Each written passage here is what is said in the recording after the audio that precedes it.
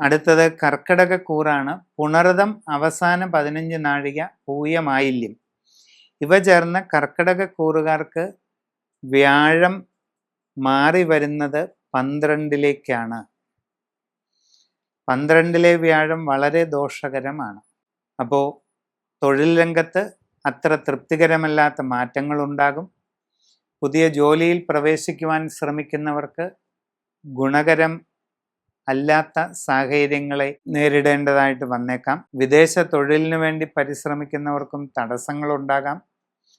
അങ്ങനെയുള്ള ശ്രമങ്ങളിൽ തെറ്റുകളോ പോരായ്മകളോ ഉണ്ടാകാതെ പ്രത്യേകം ശ്രദ്ധിക്കണം.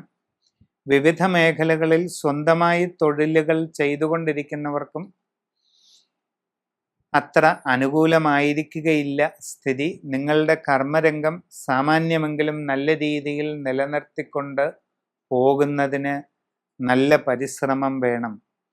സാഹചര്യങ്ങളും നിങ്ങളുടെ കഴിവുകളും കഴിവുകേടുകളും നിങ്ങളെ സംബന്ധിക്കുന്ന എല്ലാ കാര്യങ്ങളും ശരിയായി പഠിച്ചു മനസ്സിലാക്കി പരിശ്രമം മുമ്പോട്ട് കൊണ്ടുപോകണം. കുടുംബത്തിൽ ചെറിയ പ്രയാസങ്ങളൊക്കെ അനുഭവപ്പെട്ടേക്കാം. സംഭാഷണത്തിൽ വേണ്ടത്ര കരുതലും മിതത്വവും ശീലിക്കുക. മനസ്സിൻ്റെ പിരിമുറുക്കവും ടെൻഷനും മാറുന്നതിന് യോഗ, ധ്യാനം തുടങ്ങിയവ ശീലിക്കുക. ഓം നമോ നാരായണായ എന്ന അഷ്ടാക്ഷര വിഷ്ണുനാമം നിത്യവും 25 മിനിറ്റ് നേരം ഭക്തിപൂർവം ചൊല്ലുന്നത് വളരെ നല്ലതാണ്. കൂടുതൽ സങ്കീർണമായ പ്രയാസസ്ഥിതികൾ ഉണ്ടെങ്കിൽ നിങ്ങളുടെ ഗൃഹത്തിൽ മഹാസത്യനാരായണ കലശം, മഹാസുദർശന കലശം ഇവയൊക്കെ ചെയ്യുന്നത് വളരെ ഗുണം ചെയ്യും.